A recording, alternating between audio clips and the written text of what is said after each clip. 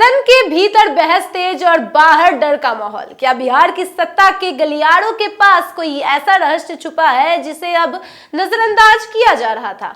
आज बिहार विधान परिषद में एक ऐसा दावा गूंजा जिसने सबको चौंका दिया। दरअसल भारतीय राष्ट्रीय कांग्रेस के एमएलसी समीर कुमार सिंह ने सदन में एक गंभीर मुद्दा उठाते हुए कहा कि आर ब्लॉक स्थित एमएलसी आवास परिसर में अक्सर सुबह सुबह और देर रात चीखने की आवाजें सुनाई देती है।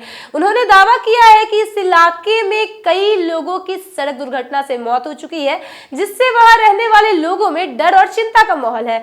समीर कुमार सिंह ने कहा है कि उन्होंने संवेदनशील मुद्दे को गंभीरता से उठाया, लेकिन सरकार की ओर से जो जवाब मिला वह संतोषजनक नहीं था। उनके मुताबिक अगर बाईपास और साइन बोर्ड की व्यवस्था पर्याप्त होती तो बार बार यह सवाल उठाने की जरूरत ही नहीं पड़ती।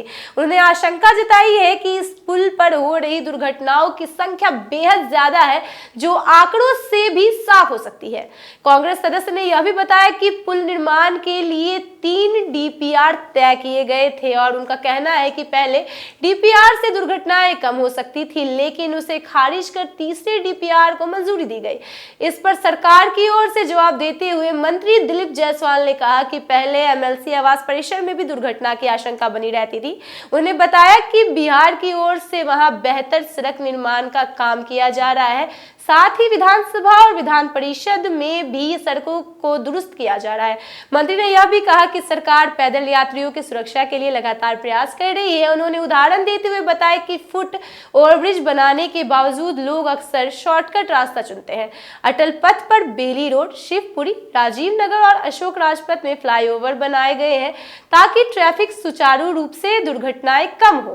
पैदल यात्रियों के लिए कई जगह फुट ओवरब्रिज की व्यवस्था की गई है, लेकिन उनके इस्तेमाल में लापरवाही देखने को मिलती है।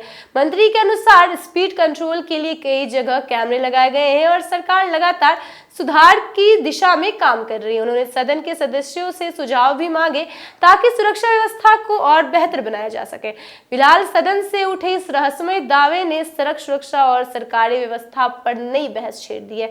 अब देखने वाली बात होगी कि सरकार इस मुद्दे पर क्या ठोस कदम उठाती है, क्योंकि सवाल सिर्फ सियासत का नहीं बल्कि लोगों की सुरक्षा का है। फिलहाल इस रिपोर्ट में इतना ही। बने रहे हमारे साथ, देखते रहे वॉच न्यूज। धन्यवाद।